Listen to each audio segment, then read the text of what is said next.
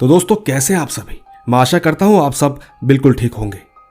दोस्तों इससे पहले वाली कहानी में मैंने आपको दिनेश चौधरी की एक कहानी सुनाई थी जो कि एक आर्मी में है।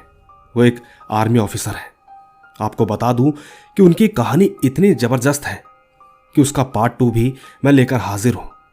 साथ ही दोस्तों आपको पुरानी कहानी सुनने की कोई जरूरत नहीं है क्योंकि मैंने इस कहानी में उन दोनों को कंबाइंड कर दिया है। मुझे उम्मीद है आपको इनकी कहानी जरूर पसंद आएगी। बाकी दोस्तों अगर आप मेरे इस चैनल पर पहली बार आए हैं और पहली बार ही मेरी आवाज सुन रहे हैं तो कहानियां सुनने से पहले आप मेरे इस चैनल को अभी सब्सक्राइब करके बेल बटन ऑल पे कर लीजिए। साथ ही दोस्तों अगर आप ये चाहते हैं कि मैं आपकी कहानियों को अपनी आवाज दूं तो कहानियां सुनने के बाद आप मुझे इंस्टाग्राम पर मैसेज कर सकते हैं। मेरी आईडी है महेश आर्या यूट्यूबर। कहानियों के बाद मैं आप सबको वहीं मिलूंगा। तो दोस्तों बिना देरी किए जल्दी से अपने अपने हेडफोन लगाएं और शुरू हो जाए मेरे यानी महेश के साथ।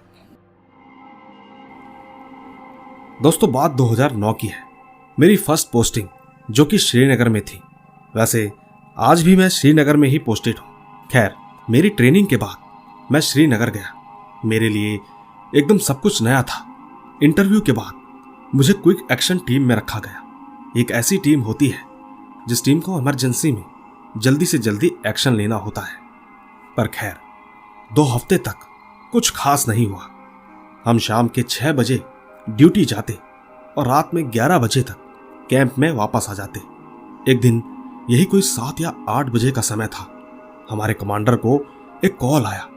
उसके बाद हमने विदिन 10 मिनट में तैयार हो वेपन और सेफ्टी इक्विपमेंट लेकर निकलना पड़ा। वैसे आपको बता दूं कि हमारे पास आर्मी के कुछ स्पेशल व्हीकल्स हैं जो कि बिल्कुल बुलेट प्रूफ हैं। हम ठीक उसी में बैठकर निकल गए क्योंकि इंफॉर्मेशन जो मिली थी, वैसे इंफॉर्मेशन ये थी कि श्रीनगर में एक एरिया था बर्बर शाह। वहां कुछ मिलिटेंट छिपे थे। उस वक्त हम पूरे एरिया में ड्यूटी पर थे, लेकिन हमारी एक टीम थी जिसमें हम 5 लोग थे। हमें जो एरिया मिला था वो एक ब्रिज टाइप का था। उस ब्रिज का नाम गांव कदल है। हम ठीक उस पर ड्यूटी कर रहे थे। रात के 3-4 बज गए होंगे। हम सब टर्न वाइज ड्यूटी कर रहे थे।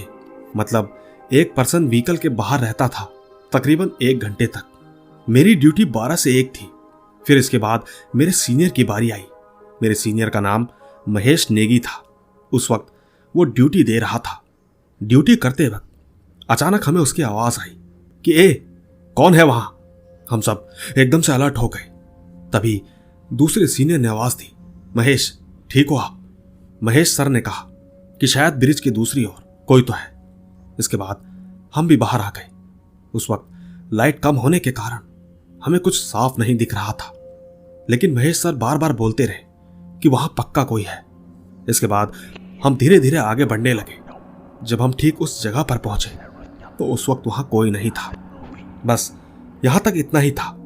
इसके बाद हम लौटकर वापस अपनी गाड़ी के पास आ गए।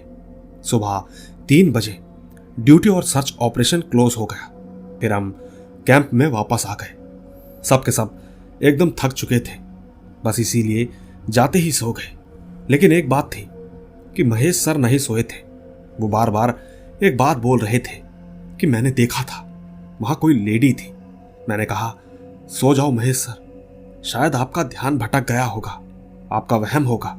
अगर ऐसा नहीं है तो जब हम पास गए तो वो लेडी कहां चली गई? अगर वो भागती तो दिखाई तो देती। खैर इसके बाद वो भी सो गए। सुबह हुई। जब हम सब उठे तो हमने पाया कि महेश सर हमसे पहले ही उठकर बैठे थे। साथ ही मेरे एक सीनियर ने सर से पूछा कि क्या बात हुई महेश, तू रात को सोया नहीं क्या? महेश सर ने बस ये कहा कि पूरी रात नींद में भी मुझे वो परछाई दिखती रही। जैसे ही नींद लगने वाली होती तो ऐसा लग रहा था कि वो मेरे पास आकर मेरा गला दबा रही है। सबने मिलकर कहा कि कभी कभी ऐसा लगता है। चलो कोई बात नहीं। दोस्तों इसके बाद पूरा दिन निकल गया और रात होते ही हम दोबारा ड्यूटी पर गए। पर इस रात कुछ खास नहीं था तो सब के सब ड्यूटी से रात के 11 बजे वापस आ गए। सब के सब अपने बेड पर लेटे हुए थे कि अचानक महेश सर बाहर से आए और जोर जोर से सांस लेने लगे। उन्हें देखकर ऐसा लग रहा था कि जैसे बहुत तेजी से दौड़ लगा कर आए हो, लेकिन इस समय कौन दौड़ेगा। हम सब ने पूछा कि क्या हुआ, सब ठीक है। महेश सर बिल्कुल चुपचाप थे, वो बस हाँफ रहे थे। कुछ समय बाद उन्होंने थोड़ा पानी पिया और फिर बोलने लगे कि दोस्तों, मैंने आज भी उस परछाई को देखा।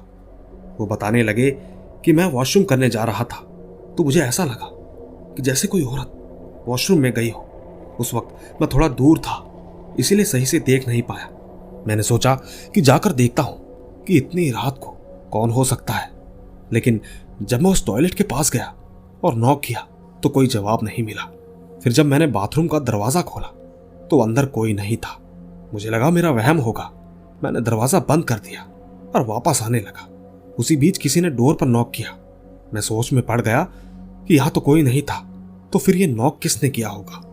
हिम्मत करके जब मैंने दोबारा दरवाजा खोला तो मुझे एक लेडी दिखाई थी। उसकी आंखों से खून आ रहा था। उसने व्हाइट कलर की फुल ड्रेस, जैसे कोई मुस्लिम लेडी हो, क्योंकि चेहरा नहीं दिखा, शायद बुर्खा पहने हुई थी। कुछ कुछ वैसा ही था। बस यही सब देखकर मैं जोर से भागकर यहां आ गया। दोस्तों, इसके बाद हम सबको ऐसा लगा कि जैसे उस रात के बाद महेश सर ज्यादा ही डिप्रेशन में आ गए थे। पर यह सब कुछ यही नहीं रुका था। ठीक 2 दिन के बाद सर की नाइट ड्यूटी थी, लेट नाइट, वो भी मोर्चे में। मोर्चे का मतलब ऐसा रूम जहां से कैंप का सब कुछ एकदम साफ साफ दिखता हो। लेकिन दोस्तों, जब वो रात की ड्यूटी दे रहे थे कि अचानक उन्हें वही लेडी दिखाई दी। यकीन मानिए, उन्होंने उस पर फायर कर दिया। गोली की आवाज सुनकर सभी मोर्चे के पास पहुंच गए। जब सबने देखा तो वो नीचे जमीन पर बैठे थे। हम उन्हें उठाकर रूम में ले गए और पूछने लगे कि क्या हुआ, लेकिन दोस्तों उन्होंने कुछ बताया नहीं, बस इतना ही कहा। हम सबने उन्हें वापस सुला दिया।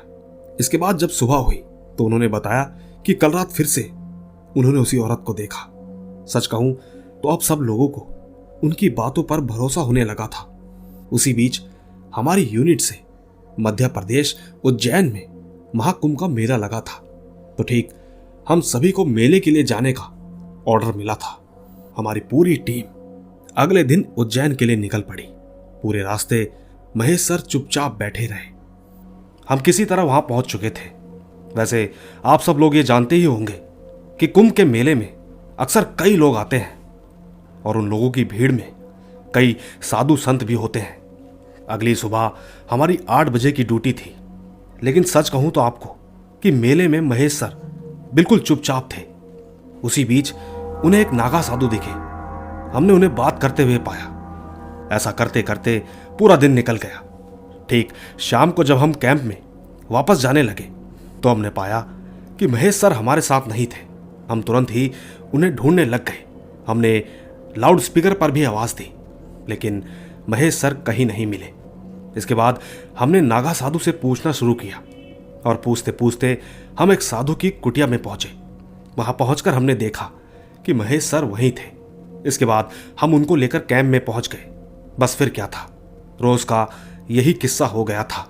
दोस्तों, महेश सर पूरा दिन उस नागा साधु के पास मिलते थे। पूरा दिन वो वहीं पर रहते और शाम को ही कैंप पर आते थे।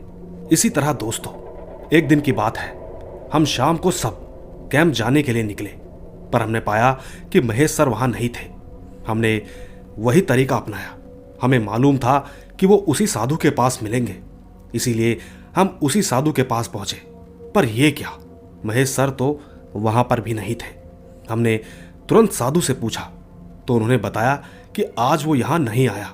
मैं भी सुबह से उसकी राह देख रहा हूं। इसके बाद हमने उनसे पूछा कि आप ही बताइए कि उनके साथ आखिर ऐसी क्या प्रॉब्लम हो रही है।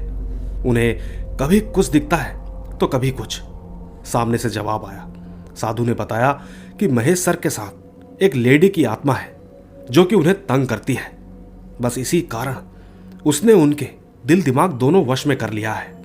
दोस्तों, साधु की बात सुनने के बाद हम सब अपने कैंप पर वापस आ गए, लेकिन महेश सर की कोई खोज खबर नहीं मिली। दोस्तों, इसके बाद हमने उन्हें ढूंढने की बहुत कोशिश की, पर वो हमें कहीं नहीं मिल सके। ऐसा करते करते यकीन मानिए हमें 1 महीना हो गया, लेकिन वो हमें कहीं नहीं मिले। इसके बाद हमारी ड्यूटी वहां पर खत्म हो गई और हम श्रीनगर वापस आ गए। दोस्तों, महेश सर को सब के सब धीरे धीरे भूलने लगे, लेकिन एक दिन कुछ ऐसा हुआ कि सबके होश उड़ गए। दोस्तों, हमारे कैंप से ड्यूटी रात को गए, सेम उसी जगह पर, वही ब्रिज जिसके बारे में मैंने आपको पहले बताया था। उस वक्त नहीं मालूम कहां से एक इंसान वहां पर आया। वो बस एक ही बात बोल रहा था कि वहां एक लेडी है, वो मुझे मार देगी, मुझे उससे बचा लो। दोस्तों, हम में से जब एक ने वहां पर देखा तो वहां कोई भी नहीं था, लेकिन वो इंसान जोर जोर से चिल्ला रहा था। हालांकि वो इंसान हमसे दूर था, हमें तो पहले से ही सब कुछ मालूम था और महेश सर की याद ने हमें पहले से ही डरा कर भी रखा था।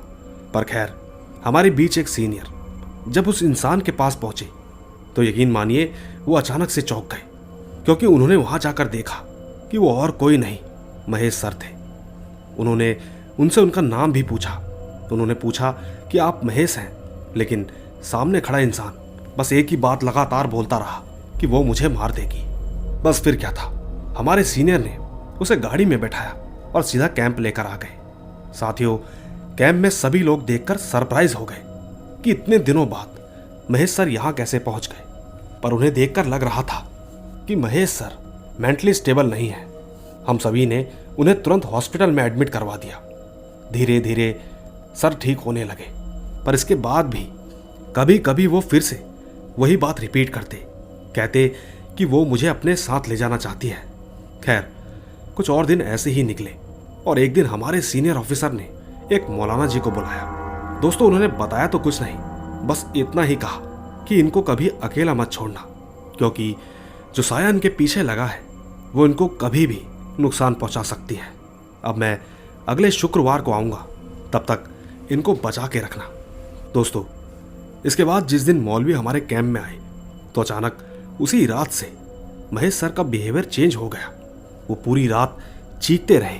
पर दोस्तों, हैरानी की बात तो ये थी कि शुक्रवार से एक रात पहले वो बिल्कुल चुप थे। सभी ने सोचा कि बस एक रात की ही तो बात है, कल वैसे भी सब कुछ ठीक हो जाएगा। लेकिन उस रात जो हुआ वो हमारे कैंप का कोई इंसान नहीं भूल पाया। रात का समय था, ठीक 12 बजे। महेश सर जोर जोर से बोल रहे थे, कहने लगे कि वो आ रही है, मुझे बचा लो। रात ज्यादा होने के कारण हमारे सीनियर ने डॉक्टर को बुलाया। डॉक्टर ने उन्हें नींद का इंजेक्शन दिया, जिससे कि वो रात को आराम से सो जाए। उन्होंने उनको एक अलग रूम में सुला दिया। लेकिन दोस्तों, हमें नहीं मालूम था कि ये हमारी एक बड़ी गलती होने वाली थी। हुआ यूं कि अगली सुबह रूम का दरवाजा खुला हुआ था। ये देखकर डॉक्टर भी डर गया। उस वक्त महेश सर जमीन पर बैठे थे और खिड़की की तरफ देख रहे थे। दरवाजे की तरफ उनकी बस पीठ दिखाई दे रही थी। दोस्तों, जब डॉक्टर उनके पास गया और उनको जैसे ही हाथ लगाया तो महेश सर अचानक से नीचे गिर गए। नीचे गिरते ही जैसे ही डॉक्टर ने उनकी आंखों की तरफ देखा तो पाया कि खून निकल रहा था। पूरे कपड़े खून से लथपथ थे। डॉक्टर एकदम दहल उठा। उन्होंने तुरंत हार्ट बीट चेक की, लेकिन दोस्तों, महेश सर अब इस दुनिया में नहीं रहे। सब के सब एकदम शॉक थे। बिल्कुल एक अजीब घटना, सबकी आंखों के सामने सब कुछ चलता रहा, लेकिन अंजाम यह होगा किसी को नहीं मालूम था। साथ ही दोस्तों, ये सब होने के बावजूद भी ये सब यहीं खत्म नहीं हुआ, क्योंकि जिस डॉक्टर ने महेश सर को लास्ट टाइम देखा था, ठीक उसी डॉक्टर को महेश सर की आत्मा दिखी। लेकिन डॉक्टर की बात पर किसी ने ट्रस्ट नहीं किया। बस फिर क्या था, इसके बाद कैंप में 2-3 लोगों को भी महेश सर दिखने लगे। ये सब होने के बाद हमारे ऑफिसर ने उसी मौलवी जी को बुलाया, जिसके बाद मौलवी जी ने पूरी बात बताई। उन्होंने कहा कि ये सब कुछ उसी ब्रिज से शुरू हुआ था, क्योंकि कुछ समय पहले उसी ब्रिज पर बहुत लोगों को मारा गया था। कहते हैं कि आज भी उस ब्रिज पर उनकी आत्मा दिखती है। इसके बाद मौलवी जी ने कुछ क्रियाक्रम किए। उनके ऐसा करने से ये सब कुछ बंद हो गया। पर दोस्तों, मेरे दिल में उस ब्रिज को लेकर कई सवाल उठते हैं। बस इसीलिए मैंने लोगों से पूछना शुरू किया। मैंने गूगल पर भी सर्च किया तो मुझे पता चला कि 21 जनवरी 1990 को वहाँ एक नरसंहार हुआ था, जिसके बाद से आज तक वहाँ के लोगों ने भूत देखने का दावा किया था। ये सब कुछ आपको गूगल सर्च में मिल जाएगा। पर खैर, आज भी जब हम वहाँ ड्यूटी पर जाते हैं तो यकीन मानिए हमें वही रात याद आती है, दिल एकदम डर से भर जाता है, पर हम कर भी क्या सकते हैं। हमें वहां हफ्ते में 3 दिन जाना ही पड़ता है। दोस्तों, ये एक सोल्जर डायरी है। वैसे जल्द ही मैं आपको एक और स्टोरी शेयर करूंगा जो कि मुझे मेरे एक साथी सोल्जर ने ही सुनाई है। वो भी एक रियल स्टोरी है। बस आज के लिए इतना ही। धन्यवाद। तो दोस्तों, देखा आपने, ये थी इनकी पूरी कहानी। मुझे उम्मीद है आपको इनकी कहानी ज़रूर पसंद आई होगी। दोस्तों, एक बात सच कहूँ आपसे, कई बार कुछ ऐसे रहस्य होते हैं जिस पर यकीन कर पाना बिल्कुल उतना ही मुश्किल होता है जितना कि ठंडे पानी में आग का लग जाना। नहीं मालूम उनके साथ ऐसा क्या घटा, पर लेकिन वो इस वक्त जहाँ कहीं भी होंगे, भगवान उनकी आत्मा को शांति दे। बाकी दोस्तों, कहानी के इस सिलसिले में मैं आपको कुछ 1-2 कहानियाँ और सुनाना चाहता हूँ। बस आप यूं ही बने रहे। आओ सुनते हैं अगली कहानी। दोस्तों, मेरा नाम राज है। मैं बिहार के एक जिला सिवान का हूँ। ये कहानी मेरी माँ और मेरी दादी की है। साथ ही ये घटना मेरी माँ की शादी के कुछ साल बाद की है। जैसा कि उन दिनों बहुत कम लोगों के पास घड़ी हुआ करती थी। उस वक्त हमारी एक दुकान भी हुआ करती थी। खैर, एक दिन की बात है, मेरी माँ और मेरी दादी आंगन में सो रहे थे। उनके साथ बगल में मेरे चाचा भी सो रहे थे। ठीक उस वक्त मेरी दादी तारों को देखकर अंदाज़ा लगाती थी कि इस वक्त कितना समय हो रहा होगा। इसी तरह एक दिन जब वो तारों को देखकर टाइम पता कर रही थी तो उन्हें लगा कि जैसे सुबह के 4 बज चुके हैं। बस यही सोचकर दादी माँ ने मेरी माँ को आवाज़ दी कि उठ जाओ, सुबह हो गई। आवाज़ सुनकर माँ तुरंत उठ गई। मेरी दादी डेली सुबह भुजा भुजा करती थी। उस दिन भी वो दोनों जने भुजा भूजने चल दिए। जैसा कि मेरी दादी झुककर आग जला रही थी तो उन्हें अचानक ऐसा लगा कि जैसे कोई पीछे वाला दरवाज़ा खटखटा रहा हो। ये आवाज़ मेरी माँ और दादी दोनों को सुनाई दे रही थी। उन्हें ठीक ऐसा लगा कि क्या पता कोई चोर हो। माँ ने सोचा कि मैं ज़ोर से बात करती हूँ, अगर कोई चोर होगा तो उसे लगेगा कि घर में सभी लोग जाग रहे हैं, चिल्लाने से वो चला जाएगा। माँ ने कहा कि सुनिए, मैं ज़रा कमरे से प्लेट लेकर आती हूँ। साथ ही दादी ने भी कहा कि रुको, मैं भी चलती हूँ। साथियों, वो दोनों जैसे ही कमरे की ओर चलने लगे तो अचानक ऐसा लगने लगा कि जैसे कोई गेट तोड़कर अंदर आना चाहता हो। यह आवाज़ को सुनकर मेरी माँ और दादी तुरंत भागने लगे। दादी माँ ने तुरंत मेरी माँ को कमरे में धक्का देकर एकदम से कुंडी लगा दी। हालांकि ये शोर सुनकर मेरे चाचा उठ गए। उन्होंने एकदम से कहा कि क्या हुआ, रात के 2 बजे क्यों शोर मचा रहे हो। दादी ने कहा कि अच्छा, अभी 2 बज रहे हैं, मुझे लगा कि 4 बज गए हैं। दोस्तों, चाचा की बात एकदम सही थी, क्योंकि चाचा हमेशा अपने हाथ में घड़ी पहना करते थे। दादी ने कहा कि देखो ना कौन है जो हमारा गेट तोड़ रहा है। दोस्तों, इसके बाद चाचा कुछ लोगों को बुलाकर पीछे वाले गेट की ओर चल दिए।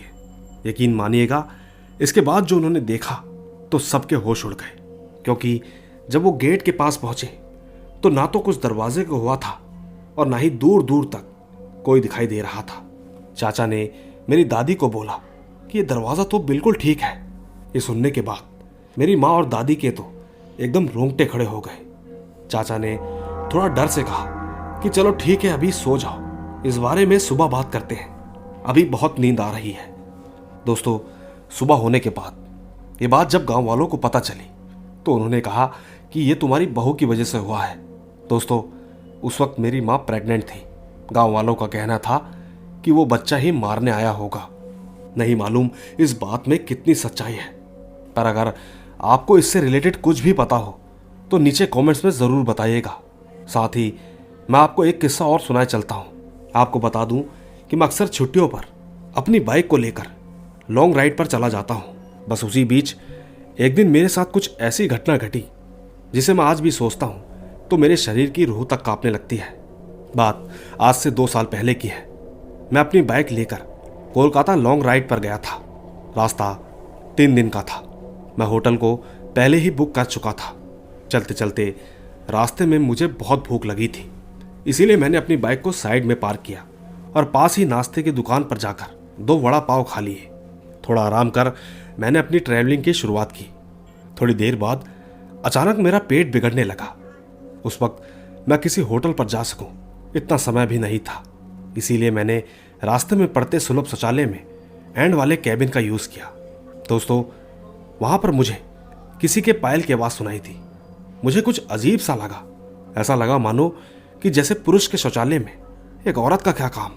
देखते ही देखते उसी वक्त वहाँ की लाइट चालू बंद होने लगी। मैं तो डर के मारे कांपने लगा। मेरे शरीर के रोंगटे खड़े हो गए। मैंने जोर से आवाज़ लगाई कि कौन है जो ऐसा मजाक कर रहा है, मैं बाहर निकल के तुझे छोड़ूंगा नहीं।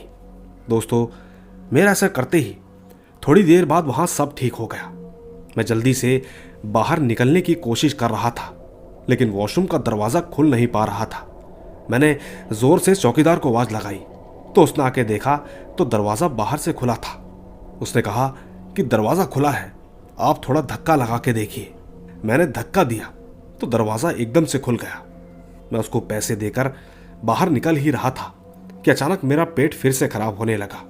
मुझे वापस उस खतरनाक वॉशरूम में नहीं जाना था, लेकिन उस वक्त मेरे पास और कोई चारा भी नहीं था। मैं डरा हुआ था कि आखिर वो औरत कौन थी। पर खैर, जब मैं वापस गया तो इस बार मुझे लगभग 2 या 3 मिनट हुआ होगा। लाइट दोबारा वापस पहले की तरह होने लगी कि अचानक वापस से लाइट चालू बंद होने लगी। उसी बीच मुझे किसी के हंसने की आवाज़ भी आ रही थी। मुझे काफ़ी डर लगने लगा था। मैं जल्दी से अपना काम खत्म करके बाहर निकलने की कोशिश कर ही रहा था, लेकिन ये क्या, मैं उठ ही नहीं पा रहा था। मुझे ऐसा लग रहा था कि जैसे कोई मेरे ऊपर बैठ गया हो। मैं अपनी पूरी ताकत लगा के खड़ा हो गया। इसके बाद मैं तुरंत बाहर निकल गया। बाहर निकलकर मैंने देखा कि सुलभ शौचालय का मुख्य दरवाज़ा बंद था। उस वक्त वहाँ पर काफ़ी सारे जीव जंतु चिपके हुए थे। मंदिर के पुजारी की प्रेत आत्मा। ये सारा खौफनाक दृश्य देख मेरे तो प्राण ही निकल गए। हो ना हो मुझे ऐसा महसूस होने लगा कि मैं ज़ोर ज़ोर से रोने लगा। वहाँ उस वक्त काफ़ी अंधेरा था और अजीब दुर्गंध भी। मैं सोचने लगा कि मैं यहाँ से कैसे बाहर निकल पाऊंगा कि अचानक उसी वक्त मेरे सामने एक बड़ी बड़ी लाल आंखों वाली भयानक औरत खड़ी थी। उसे देखकर मेरे होश उड़ गए। मैं तुरंत ही दरवाजे की ओर दौड़ा, लेकिन घबराहट की वजह से मेरा पैर फिसल गया और मैं नीचे फर्श पर गिर गया। वो पायल की आवाज़ मेरे कानों की तरफ बढ़ती जा रही थी। देखकर ऐसा लगा कि जैसे आज मेरी जिंदगी का आखिरी दिन है। थोड़ी देर बाद वो औरत मेरे पास आकर बैठ गई और मुझे किसी जानवर की तरह सूंघने लगी। मुझे अपनी मौत साफ दिख रही थी। मैंने हिम्मत जुटाई। आखिरकार एक आखिरी कोशिश के बाद मैं जोर लगाकर खड़ा हो गया। मैं जोर जोर से दरवाजे को हिलाने लगा। मैं इतनी ताकत लगा रहा था कि थोड़ी ही देर में वो लकड़ी का दरवाज़ा टूट गया। मैं सीधा बाहर निकल गया। इसके बाद जब मेरी नज़र बाहर खड़े लोगों पर पड़ी तो मैंने देखा कि लोग मुझे ऐसे देख रहे थे कि जैसे मैं कोई पागल खाने से भाग आया हूँ। वो तो मुझे यहाँ तक बोलने लगे कि तू पागल है, पीकर आया है क्या। उसी बीच वहाँ पास में खड़ा एक आदमी मेरे पास आया। उसने मुझसे कहा कि भाई तुम वहाँ अंदर क्या कर रहे थे। मैंने कहा मैं कोई घूमने नहीं गया था, बल्कि मैं टॉयलेट करने गया था। मेरी बात सुनकर उस भाई ने मुझसे कहा तुम जरा पीछे मुड़कर तो देखो। दोस्तों, मैंने जब उस आदमी की बात सुनकर पीछे मुड़कर देखा तो यकीनन मेरे होश ही उड़ गए। मैंने पाया कि पीछे कोई भी शौचालय नहीं था, बल्कि एक पुराना टूटा फूटा खंडर मकान था। न जाने क्यों, पर ऊपर वाले की मेहरबानी थी कि मैं सही सलामत बच गया। यकीनन एक पल को तो ऐसा लगा कि जैसे कोई फिल्म मेरे सामने चली हो। बाकी दोस्तों, यही थी मेरी कहानी। आपको कैसी लगी नीचे कमेंट्स में ज़रूर बताइएगा। साथ ही मैं धन्यवाद करता हूं सर का, जो मेरी इस कहानी को अपनी आवाज़ दे रहे हैं। धन्यवाद। आइए दोस्तों, चलते अपनी आखिरी कहानी की तरफ। दोस्तों, मेरा नाम रोमी कटियार है। मैं मुंबई का रहने वाला हूँ। आपको बता दूं कि मैं आपका बहुत पुराना सब्सक्राइबर हूँ और ये घटना मेरे साथ घटी एक सच्ची घटना है। एक रात मैं अकेले घर पर था। सारी रात बाहर बारिश की आवाज़ आती रही। मैं थोड़ी देर के लिए टीवी देखता रहा, लेकिन जल्द ही मुझे नींद जकड़ने लगी। मैं अपने कमरे में चुपचाप सो गया। पर सच कहूँ तो कुछ देर बाद मुझे कुछ अजीब सा महसूस हो रहा था। मैंने अपनी आंखें खोली तो देखा कि कोई अजीब सी चीज मेरे सामने खड़ी है। वो एक भूत की तरह लग रही थी, लेकिन मैं नहीं समझ पा रहा था कि ये सच है या झूठ, या मैं कोई ख्वाब देख रहा हूं। मैं तुरंत दरवाजा बंद करने के लिए उठा, लेकिन उस चीज ने मुझे रोक दिया। वो मेरे आसपास घूमने लगी और मेरे ऊपर बढ़ती जा रही थी। मैं बहुत ज्यादा डर गया था। मैं कुछ भी करने के लिए तैयार नहीं था। थोड़ी देर बाद मैंने जैसे ही ये देखा कि वो चीज मेरे पास आ रही है, तो मैंने तुरंत अपने घर से भागना शुरू किया। मैं बारिश में भीगता हुआ अपने घर से दूर जाकर रुका। मैं तब तक भागता रहा था जब तक मुझे ऐसा नहीं लगा कि मैं सुरक्षित हूं। बाकी इसके बाद सब कुछ नॉर्मल हो गया। नहीं मालूम ये एक रात में मेरे साथ क्या घटा। अगर आपको इस बारे में कुछ मालूम है तो नीचे कमेंट्स में जरूर बताइएगा। बस इतनी ही थी ये कहानी। तो दोस्तों, कैसी लगी आपको इनकी ये कहानी? इसी तरह मैं आपको एक कहानी और सुनाए चलता हूं। आइए सुनते हैं। दोस्तों, मेरा नाम अविनाश है। मैं आगरा यूपी से हूं। मैं अपने साथ घटी एक सच्ची घटना बताना चाहता हूं, जो कि आज से कुछ साल पहले घटी थी, जब मैं शायद 14 साल का था। तो ठीक गर्मियों के दिन थे, रात का समय था, यही कोई 12 से 1 के बीच का समय। उस दिन मेरे यहां मेरी बुआ की लड़की अपनी 6 महीने की बच्ची के साथ हमारे घर पर आई हुई थी। ये ठीक उस रात की बात है जब मैं टीवी देख रहा था और साथ ही पढ़ाई भी। आपको बता दूं कि मुझे टीवी देखते हुए पढ़ना काफी अच्छा लगता है। मैं ठीक पढ़ाई कर रहा था। मेरी माँ बगल में खाट में सो रही थी। दीदी भी अपने कमरे में सो रही थी। उसी बीच अचानक से लाइट चली गई। बाकी लोग ऊपर जाकर छत पर सो रहे थे, क्योंकि उन दिनों घरों में इन्वर्टर भी नहीं हुआ करते थे। सच कहूं तो उस रात चंद्रमा की रोशनी बहुत तेज आ रही थी। घर के बरामदे तक रोशनी थी। तो ठीक जैसे ही लाइट गई, मैं बस अपनी किताब रख ही रहा था कि मुझे अचानक ऐसा लगा कि जैसे कोई परछाई अंदर वाले कमरे की तरफ जा रही थी। मुझे लगा कि शायद चांद की रोशनी में शायद कोई छत पर होगा, शायद ये उसी की परछाई होगी। मैंने सोचा कि क्यों ना एक बार देख कर आऊं। और ठीक जब मैंने बाहर जाकर देखा तो पाया कि छत का गेट तो लगा हुआ था। उस वक्त मैं अपनी जगह पर वापस चुपचाप आकर बैठ गया। यकीन मानना, मेरे मुंह से आवाज तक नहीं निकल रही थी। और तो और मेरी सबसे ज्यादा हालत तो तब खराब हुई जब मैंने उस साये को अंदर की ओर जाते हुए देखा। वो उसके लंबे खुले बाल ऐसे दिख रहे थे मानो कि जैसे हवा में उड़ रहे हों। मैं सच में कुछ भी नहीं बोल पाया। मैं चुपचाप डरी हुई नजरों से बस उसे देखता ही रहा। जब थोड़ी देर बाद वो साया अंदर कमरे में चला गया, तब मैंने बड़ी हिम्मत करी और अपनी माँ को जगाया। मैंने उनसे कहा कि माँ, लाइट चली गई है, चलो ऊपर छत पर चलते हैं, गर्मी लग रही है।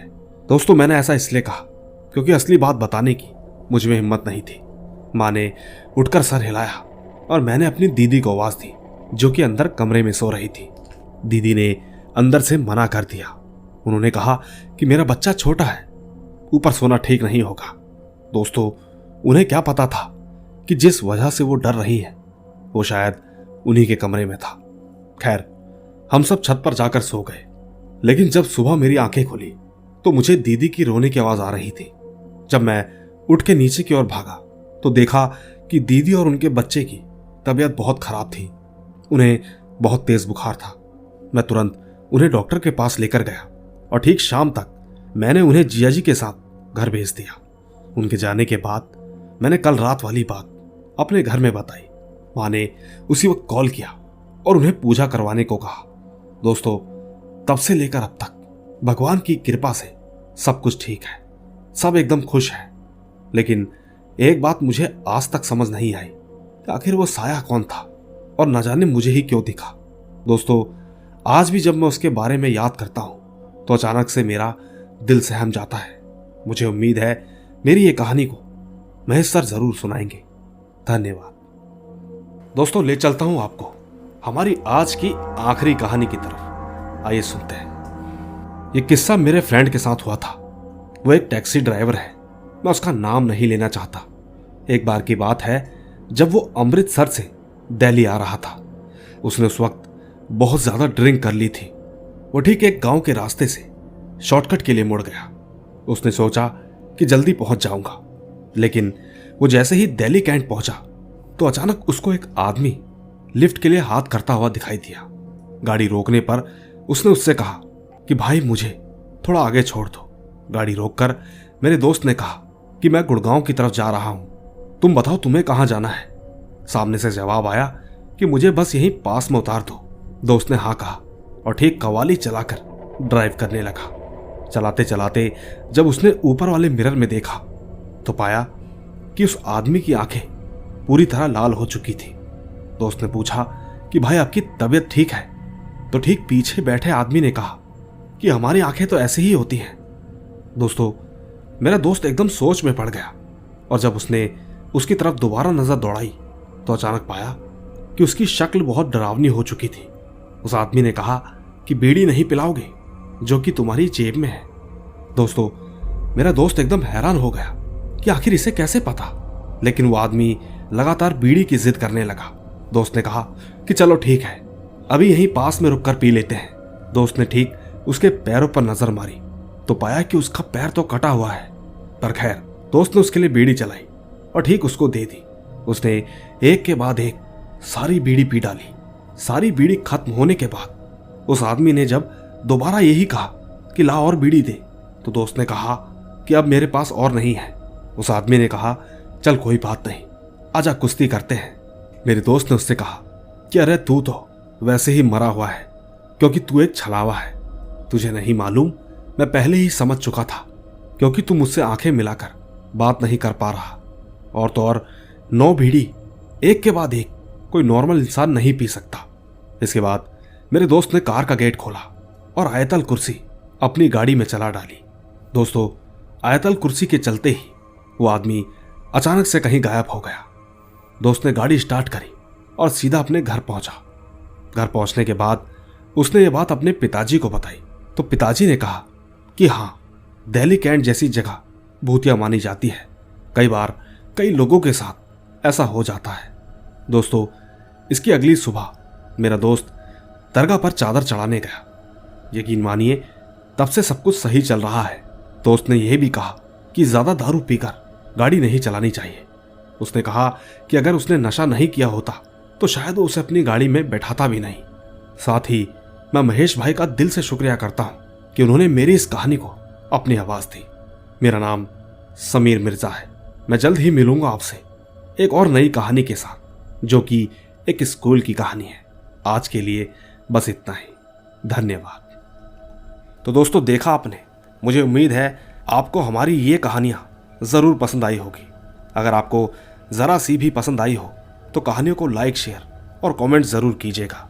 बाकी मैं तो मिलता ही रहूंगा आपको इसी तरह की रोमांच भरी रहस्यमयी कहानियों के साथ। बस तब तक आप अपना और अपने परिवार का ख्याल रखें। चलता हूं, बाय बाय।